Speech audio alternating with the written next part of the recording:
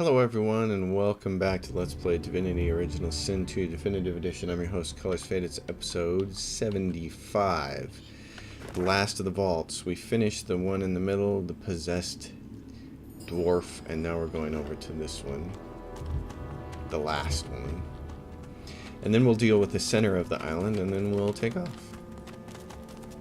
The blazing blue flame seems to burn your finger the moment you touch the statue, and you yank it back in pain. Somehow, though, your skin is unblemished, yet the discomfort remains. We'll sing the melody we learned before. The hymn twines around the effigy like a fine thread. Guardian burning bright with sourceful flame, abide the sacred call, reveal the godsless hall, winged keeper from stone... We've been through that before. Alright, here we go. Oh, and as always, it takes a second for this to become enabled. Little weirdness with the engine there. So on episode 73, at the end, I had 2 silver levers, and I used one. And then when I went to start episode 74, I had no silver levers, and I had to go all the way back to Driftwood to find a silver cup, and then bring it all the way back to the Forge on Blood Moon Island and create a silver lever. And in the process of going all the way back to Driftwood, I noticed that the spell vendors at level 16 sell you the high-end spells. So I bought Meteor Shower for my boy. I bought her a high-end spell that we're not using yet, Ethereal Storm. He got one, and he also got one. He got Overpower, but I don't really have enough memory slots left yet to use it. I'd have to give up 3 things for it, and I'm just not keen on doing that yet. It's a really neat spell though, because if your physical armor is higher than your opponent's, it destroys all their physical armor and then sets knockdown, which is really nice. So I'll find a way to use this soon. He just needs another point in memory, really, because there were 2 spells that I don't mind getting rid of right there. The important thing is our boy Red Prince now has Meteor Shower, and then I also bought the spell book that I really like, which is Apotheosis. So when he has that, that lets you get 2 Meteor Showers off in the same round. The spirit of a young robed man paces the chamber anxiously. He sees you approach. A look of trepidation crosses his spectral features. I'm incorrect, not in the same round. Apotheosis will let you get Meteor Shower off in 2 consecutive rounds, and so that's what's awesome about it. Did my order send you?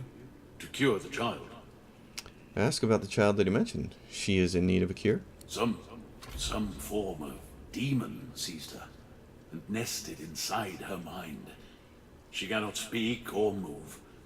We did what we could to help, but we could not bring... We can find her here until a way to safely remove the demon could be found.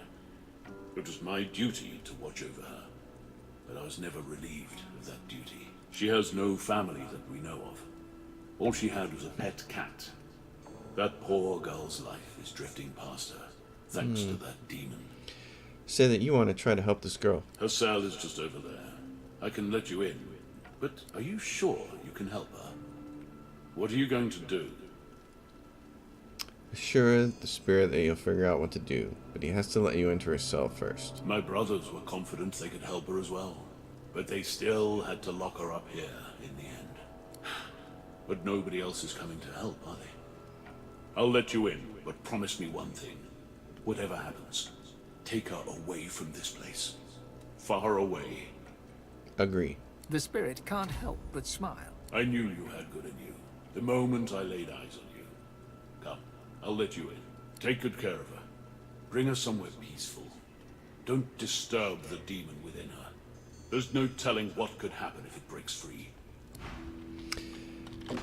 This demon you will actually get to deal with later.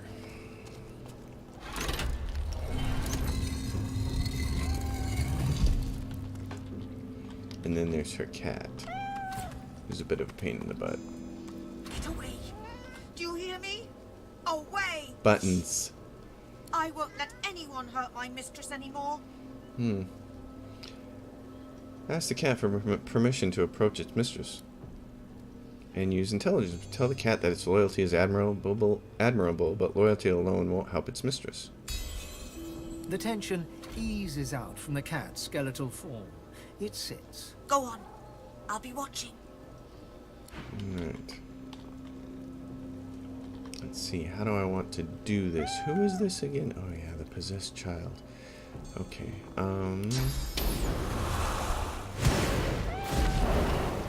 I think I can just destroy these things. The young girl lies still and silent in the center of the floor, bound by chains. Difficult to do anything for her until those are removed. Alright, so we'll just remove the chains. Oh, the guy who can actually do these much better is... Come on, where are you? Get over here.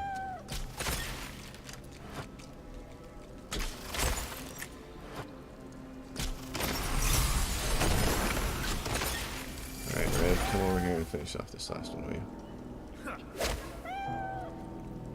Your staff game is weak, my friend. The young girl lies silently on the floor, eyes open and staring. Her only movement is the tiniest rise and fall of her chest. Take a closer look at her. The girl's eyes don't even flicker as you lean in close. Take the girl's hand in your own. Her fingers seem to grip you ever so slightly. Demand that she focus. You can't help her if she won't help herself. The girl's grip tightens. A flush of color spreads across her previously bloodless features. She's grown stronger, strong enough to move, perhaps. Teleported to the Lady Vengeance. And get some experience. Mistress is gone. I can still smell her. She must be near. I'll find her, no matter how long it takes. Well, that's promising. I've always previously had to kill buttons. So I've never had that outcome.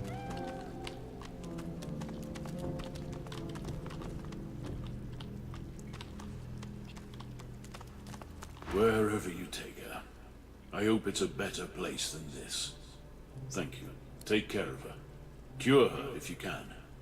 My task here is done. So her quest, the possessed child, is not actually done. You meet her in Act 4 again, which is really cool, and it can be a very difficult fight. But the fun part is, now we're basically done with all of the stuff here. And I really want to see what I can do about getting a little bit of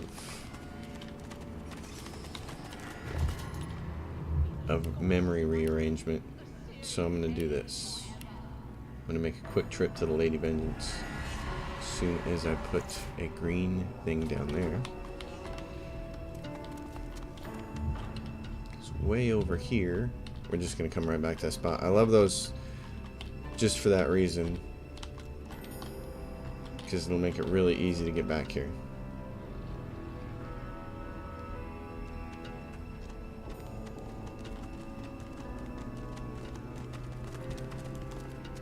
The statue gestures to your eyes closed. Yeah.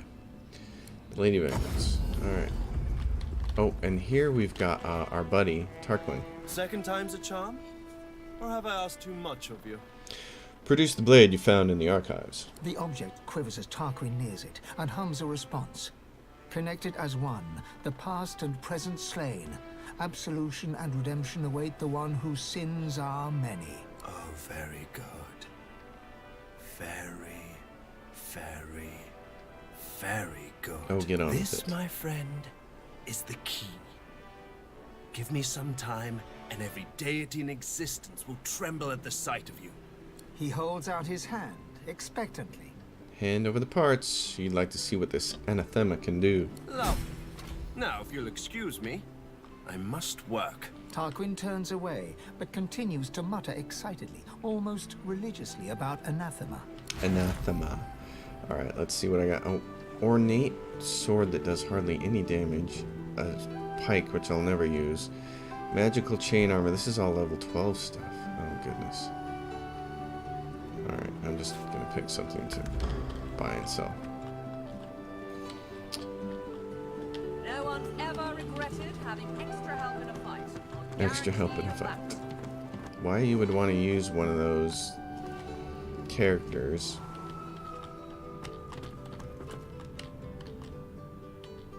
instead of the story companions. I don't know, but they're there. Alright, this is going to be a really short episode, actually. What I'm going to do is rearrange memory because I want him to be able to use Onslaught. And then I'll get us back to Blood Moon Island and we'll do the final quest. So folks, thanks for watching. As always, if you like the content, subscribe to the channel. And if you leave a question or comment, I'll answer it. I'll see you on the next episode. Thanks for watching.